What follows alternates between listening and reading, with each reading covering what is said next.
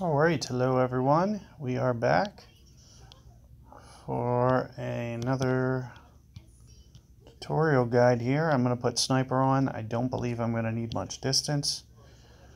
I'll just use a Titan ball here. Should be good enough. Of course, touchdown will also give you the much needed distance. I feel a little bit more comfortable with a football than a Titan, but I'm also at the same time, I don't want to hit the ball too far. So I'd actually, if I were going to, hit it down here and use a football, I'd be a little hesitant that I might run out of fairway. I'd feel a little bit more comfortable going with a Quasar than a football. Just, and I think a Titan and a Quasar are actually probably going to run out about the same, to be honest with you. So you're really not giving yourself an extra power by going Titan, because that extra wind resistance is actually making your ball go shorter, whereas the Quasar is going longer. But all things considered, for the second shot, you're making life on yourself a little bit easier by going with the Titan approach. Now, if you do have a Pak 6, a Pak 5, Thor's hammer, and you can't, do this shot that I do on hole 3, you can just take a Berserker straight and probably not run out of fairway that way and be down there far enough to still secure the eagle. So the shot that I'm doing is a little bit more supplemental. It's more designed to kind of get you down there and save your balls more than anything. And the way that I usually do it is kind of with more straight spin. You usually get a little bit more run out that way.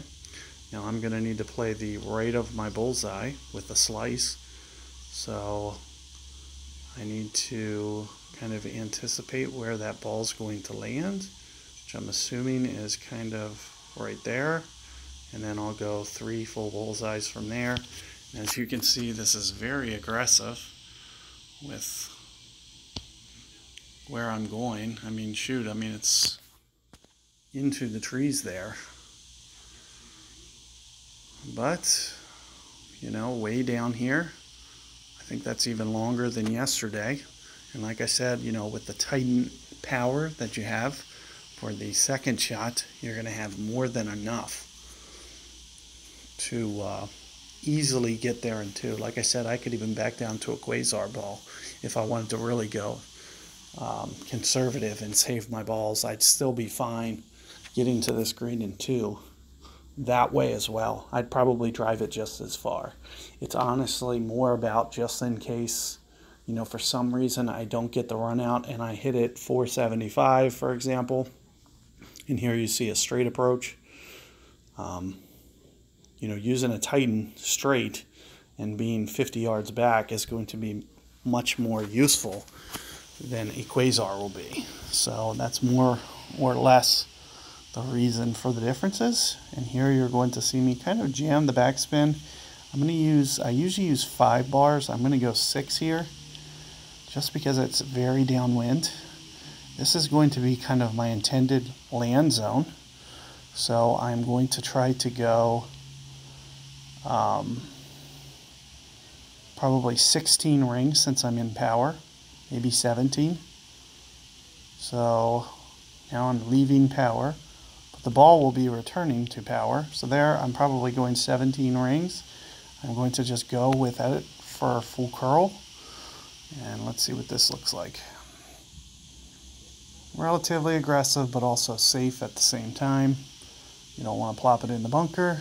You don't want to give yourself, too much to worry about on this shot. And like I said, if you are shorter in the fairway, you kind of have, I do think I had to do this yesterday, if I remember. I kind of don't remember. I don't remember, all the tours tend to blend.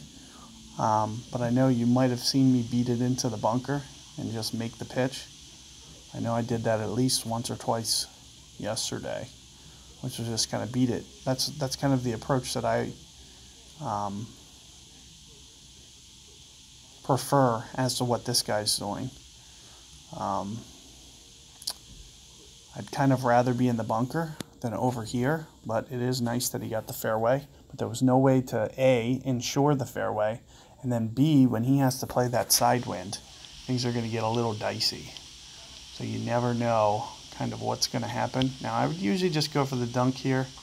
I don't really care right now. I don't care if it goes in or doesn't go in.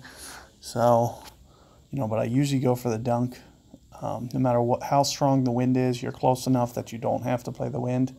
You just put it in the back center of the hole, and it's a perfect. This, as you can see, just by the ball guide, that this is going to be a little bit dicey. There's no way to ensure that it's going to run down the hill the way that you want it. As you can see, where just a fraction of a bullseye is enough to make that ball kind of sway offline. So all in all, all things considered here, this is going to be very lucky to make. If you keep that, if all things considered here. I don't want to, leave this to chance, and I'd rather kind of be right in front of the pin in the bunker with a straight wind than have this side wind. Let's see if he was able to get it, and there you see, he barely adjusted and he missed by 4 cups. So it's just one of those crazy things. It's nothing that he did wrong. It's just kind of the way that this game is, to where, that green is kind of all over the place. So when you actually try to do a shot like that, it's very hard to actually find the groove there to get it down on the right plane there. So anyway, hopefully you guys prefer this revision to yesterday. I don't really recall what I did in Masters yesterday, but I knew kind of what I needed to do today. So I just put out this revision here just to kind of show you a method to make sure that you're, where you need to be. So good luck out there, and I'll see you guys for hole number 4 in just a minute here. So see you guys on the next one.